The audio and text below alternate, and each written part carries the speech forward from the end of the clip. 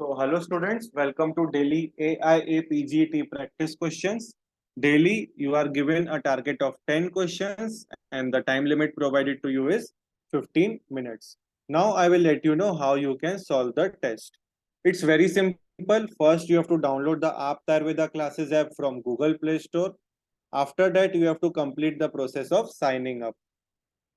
Once you have signed up, you have to enroll to daily live test course, and after enrolling you can start appearing for the test, and after giving the test you can check the right answers with us on our YouTube channel, that is Aap Ayurveda classes. So let us begin with today's set of 10 questions. The first question is, घसमरा में seven योग्य स्नेह कौन सा है? Option A घृत, option B तेल, सी वसा and D मज्जा. अब घसमरा का मीनिंग क्या होता है? ऐसे व्यक्ति जो बहुत अधिक मात्रा में भोजन करते हैं. ठीक है, तो ऐसे व्यक्तियों में सेवन योग्य स्नेह कौन सा है? मज्जा. डी करेक्ट आंसर है. यहाँ पर रेफरेंस आपको मिलेगा चरक सूत्र 13वां अध्याय 50वां श्लोक. ठीक है, मज्जा इज करेक्ट आंसर. यार यहाँ पे जो मैंने आपको रेफरेंस बताया है वहां पर स्नेह के, चतुर्विध स्नेह के अलग अलग कंडीशंस बताई गई है, कौन कौन सी कंडीशन में कौन कौन सा स्नेह देना चाहिए. तो वो एक बार जरूर जाके पढ़ लीजिए, वो इंपॉर्टेंट टॉपिक है. ऑप्शन डी मज्जा is correct here. Next question number 2, रिक्त स्थान भरें. गुल्मी नाम डैश डैश डैश शांति उपाय सर्वशो विधिवद विधिवदाचरितव्या.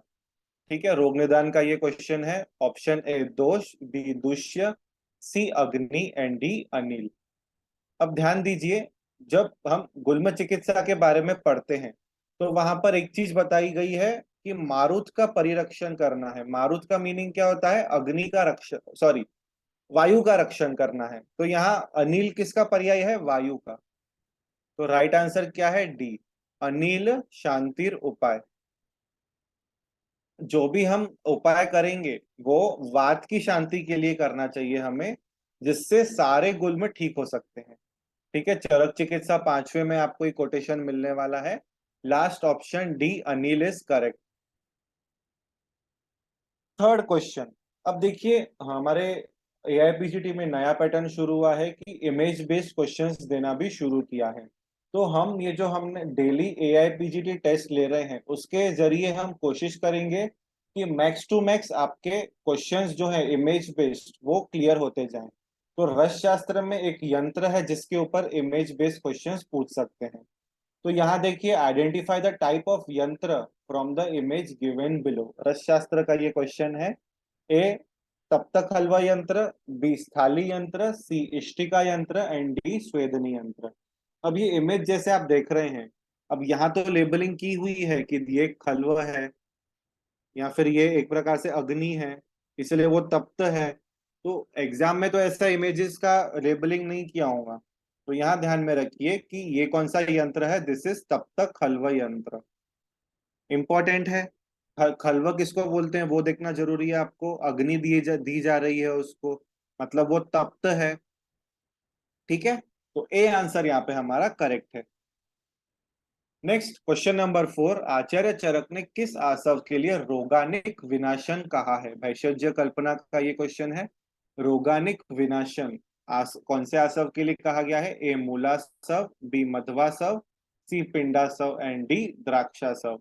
Right answer is option c, पिंडासव के लिए रोगानिक विनाशन ऐसा आया है. इंपॉर्टेंट कोट है ये, बीएचयू के एक एग्जाम में पूछा गया था, तो वो ध्यान दीजिए आप. सी पिंडासव is correct. Next question number 5. नीचे दो कथन दिए हैं, कथन 1 कथन 2. अब देखिए, रीजन असर्शन और स्टेटमेंट के क्वेश्चंस भी एआईपीजीटी में बहुत पूछे गए हैं और हमें अभी उसकी हैबिट डाल लेनी चाहिए. तो कथन 1 देखो क्या दिया है. शारंगधर अनुसार दंत मूलगत रोग 13 माने गए हैं. कथन 2, शारंगधर अनुसार तालुगत रोग 9 माने गए हैं.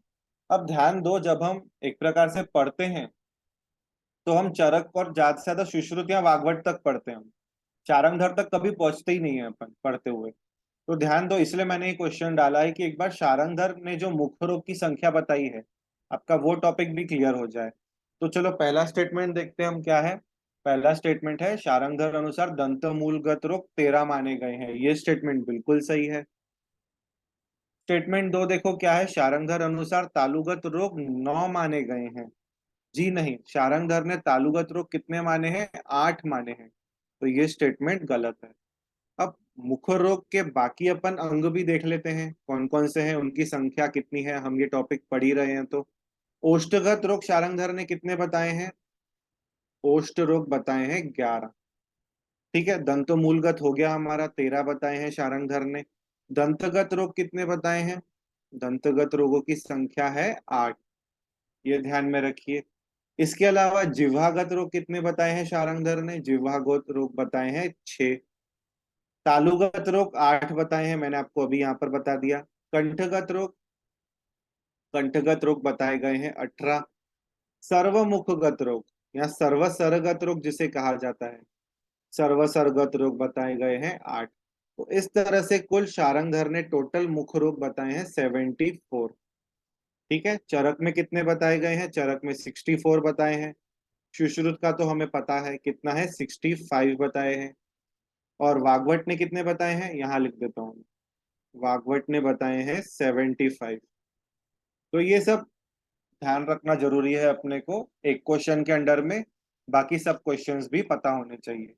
तो राइट आंसर क्या है यहाँ पर? पहला स्टेटमेंट जो है वो बिल्कुल सही है, लेकिन दूसरा जो है वो गलत है। तो ऑप्शन सी हमारा यहाँ पर करेक्ट आएगा। पहला कथन सही है, परंतु कथन 2 गलत है। ठीक है, ये क्वेश्चन ध्यान रखो, इंपॉर्टेंट है। शारंगधर के भी अपने को क्लासिफिकेशन याद होने चाहिए, आते हैं कभी कभी क्वेश्चन। नेक्स्ट, चरक अनुसार शुक्राशय के कारण कौन कौन से बताए गए हैं? Important again. तो ऑप्शन देखो क्या है, A5, B6, C7 और D8। तो ध्यान दीजिए स्टूडेंट्स, यहाँ पर चरक ने शुक्राशय के 6 कारण माने। इसका रेफरेंस है सुश्रुत, सॉरी, चरक चिकित्सा, दूसरा अध्याय, चौथा पाद और 43वां श्लोक। अब ध्यान दो, पहले तो राइट आंसर टिक कर लेता हूं मैं यहाँ पर। 6 कौन कौन से 6 कारण बताए हैं? सबसे पहले वृद्धावस्था, इसके अलावा चिंता करना। थर्ड क्या बताया गया है? अनेक तरह के रोग से ग्रस्त होना। चौथा कारण क्या बताया गया है? अधिक वीर, ये क्या बोलते हैं, शक्ति से अधिक कार्य करना, जिसके कारण कुशलता उत्पन्न होती है, व्यक्ति एकदम क्षीण होते जाता है। पांचवा कारण क्या बताया है? अनशनात, मीन्स एक प्रकार से भोजन न करना, अनशन रखना। और आखिरी कारण क्या बताया गया है? स्त्रीणाम च अति निषेवनात्, मीन्स अतिशय स्त्री प्रसंग करना। ठीक है, तो इस तरह से शुक्राशय के 6 कारण बताए हैं, जिसे वीर्य स्त्राव के भी, वीर्यशीलता के भी कारण कहे गए हैं चरक में। सेम कंडीशन है वो। तो वो 6 कंडीशंस आई है। इसके अलावा एक और क्वेश्चन आता है कि वीर्य स्त्राव के कारण कितने बताए हैं? क्वेश्चन ध्यान से पढ़िएगा। तो 8 वीर्य स्त्राव के बताए गए हैं कारण, और 6 कारण जो बताए गए हैं वो बताए गए हैं वीर्य क्षीणता के। ठीक है, तो ये दोनों इंपॉर्टेंट है, को नोट कीजिए। रेफरेंस भी दिया है आपको, वहां पे आपको डिटेल मिलेगा पूरा इसका। Option b, second option is correct. Question number 7, यापन बस्ती व्यापद की चिकित्सा क्या है? बहुत सिंपल क्वेश्चन है। यापन बस्ती व्यापद में हम दीपन चिकित्सा करते हैं। ए ऑप्शन करेक्ट है यहाँ पर। रेफरेंस आपको मिलेगा चरक सिद्धि 12वें अध्याय में। क्वेश्चन नंबर 8, चरक अनुसार निम्न कथनों पर विचार कीजिए। क्रिया शरीर का ये क्वेश्चन है। स्टेटमेंट ए जो दिया है, संधि नाम स्फुटनम अस्थिशय का लक्षण है। बी जो दिया है दैट इज संधि शैथिल्यम मेदशय का लक्षण है। तो ध्यान दीजिए, यहाँ जो दोनों स्टेटमेंट बताए गए हैं ए और बी, ये दोनों ही गलत हैं।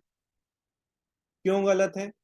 चरक अनुसार स्पेसिफिकली आपको पहले ध्यान में पढ़ना है, मीन्स चरक के ही कोटेशंस यहाँ पे लागू होंगे। तो चरक ने संधि नाम स्फुटनम किसके क्षय का लक्षण बताया है? चरक ने संधि नाम स्फुटनम यह मेद क्षय का लक्षण बताया है। इंपॉर्टेंट है, ये ध्यान में दो। मेदशय का लक्षण इज संधि नाम स्फुटनम। और संधि शैथिल्य किसका लक्षण है? यह है अस्थिशय का। तो ऑपोजिट है ये दोनों, तो इसीलिए ऑप्शन डी करेक्ट है यहाँ पर। Both a and b are incorrect. Reference आपको मिलेगा चरक सूत्र 70वां अध्याय 66 67 श्लोक नंबर। ऑप्शन डी यहाँ पर सही, ऑप्शन डी यहाँ पर गलत है। Means option d correct statement है यहाँ पर। Both a and b are incorrect. Next question number 9। Again important question. नीचे दो कथन दिए गए हैं। कथन एक, सुश्रुत अनुसार सिंघाणक प्रतिम स्नायुगत व्रणस्त्राव का लक्षण है। कथन दो, सुश्रुत अनुसार शुक्ति धौत मीवा भाति संधिगत वर्णस्त्राव का लक्षण है। अब आपको सेलेक्ट करना है कौन सा सही है और कौन सा गलत है। तो चलो पहला देखते हैं। सुश्रुत ने सिंघाणक प्रतिमा किसका लक्षण बताया है? स्नायुगत व्रणस्त्राव का। यह बिल्कुल सही है। कथन दो में देखिए क्या है? शुक्ति धौत मीवा भाति संधिगत व्रणस्त्राव का लक्षण है। नहीं, बिल्कुल गलत है ये अस्थिगत का लक्षण बताया गया है, अस्थिगत व्रणस्त्राव का। कौन सा? शुक्ति धौत मीवा भाति। Very very important. तो उसके हिसाब से हमारा राइट आंसर क्या हुआ? Option c. कथन एक सही है परंतु कथन दो गलत है। यहाँ हमारा सी ऑप्शन करेक्ट है। ठीक है। रेफरेंस आपको मिलेगा सुश्रुत सूत्र 22वां अध्याय 8वां श्लोक। वहां पे सभी स्थानगत व्रणस्त्राव के लक्षण स्वरूप सब बताए गए हैं, तो वो जाके एक बार जरूर देखिएगा। And our last question of the day is, Acharya Charak के अनुसार विकारीणाम च स्वप्नानाम दर्शनम किसका लक्षण है? विकारीणाम च स्वप्नानाम अदर्शनम, ऐसा होना चाहिए श्लोक। ऑप्शन ए कारण, बी कार्यफल, सी कार्य योनि एंड डी कार्य। तो राइट आंसर क्या है यहाँ पर? लास्ट, कार्य। ठीक है। यह कार्य का लक्षण बताया गया है चरक विमान 8वां अध्याय 89 श्लोक। वहां आपको ये डिटेल मिलेगा पूरा। बाकी के जो हैं हमारे दशविध परीक्षा के जो जितने भी भाव पदार्थ दिए हैं उसके भी लक्षण एक बार जरूर देखिए। इस पे बहुत रेगुलर बेसिस पे क्वेश्चन आते हैं। ठीक है। तो लास्ट, कार्य इज करेक्ट। वैकारिणाम च स्वप्नानाम अदर्शनम, कार्य का लक्षण बताया गया। So thank you students for your kind attention. That's all for today. I will see you in next class.